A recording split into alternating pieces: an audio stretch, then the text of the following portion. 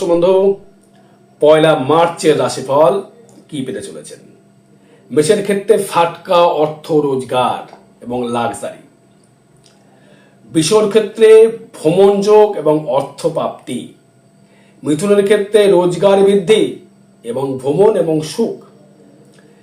এবং কর্কটের ক্ষেত্রে শারীরিক থেকে রোগ থেকে কিছুটা মুক্তি এবং লাক্সারি। সিংহের ক্ষেত্রে সুখ শান্তি, মানসিক ডিপ্রেশন থেকে অনেকটাই মুক্তি লাভ। কন্যার ক্ষেত্রে ব্যবসায় সমৃদ্ধি এবং উন্নতির শিখরে পৌঁছানোর জায়গা। বৃশ্চিকের ক্ষেত্রে তুলার ক্ষেত্রে কি হবে?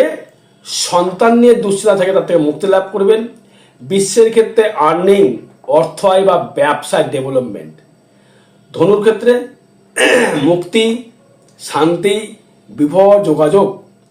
মকরের ক্ষেত্রে দূরে ভ্রমণ, ব্যবসায় সমৃদ্ধি, উন্নতি। কুম্ভের ক্ষেত্রে ফাটকা কিছু অর্থ লাভ। লোভ কিন্তু করবেন না, ভিসা প্রয়োজনের ফাটকা কিছু লটারি পেতে পারেন।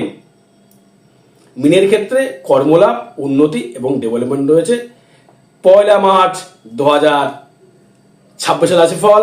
আর 3 তারিখে থাকবে হচ্ছে তারাপীঠ, 3রা মার্চ দোল পূর্ণিমা তিথিতে তারাপীঠ মহাশ্মশানে হোমযজ্ঞ আদালত যেখানে বোধস প্রশিক্ষিত করা হবে, পালে যোগাযোগ করবেন। জয় মাতারা, জয় গুরু বামদেব।